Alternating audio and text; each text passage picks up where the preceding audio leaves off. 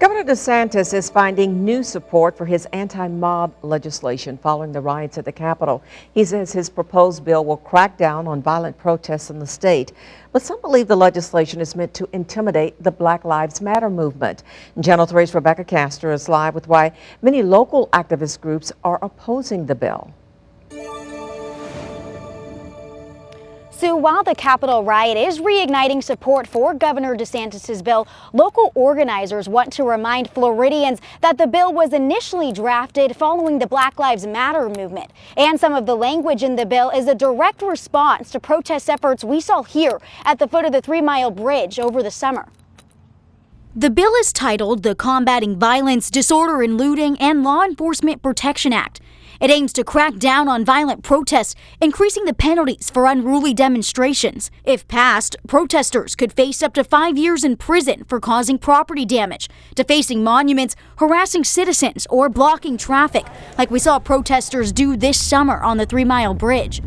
While the bill was first drafted in September, DeSantis is using the Capitol riots as a timely example for why this law is needed. But many local activist groups are against the proposed legislation. Now, we know and understand that a lot of these white supremacists and right-wing groups and organizers are not going to be the ones targeted by the bill, but it's going to be black and brown organizers. Pensacola activist Jamil Davis is the regional organizer for Black Voters Matter.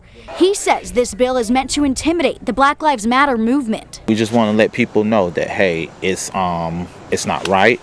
It's an egregious bill. This is an outrage. But DeSantis condemns any rioting in the Sunshine State. The violence is wrong. The rioting and the disorder is wrong. We're not going to tolerate it in Florida.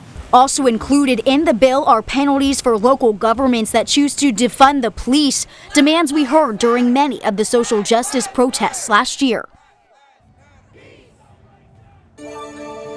Now, this bill was filed in both the Florida House and Senate on January 6th. It's anticipated it will come up for discussion in the upcoming legislative session in March. Reporting in Pensacola, I'm Rebecca Castor, Channel 3 News.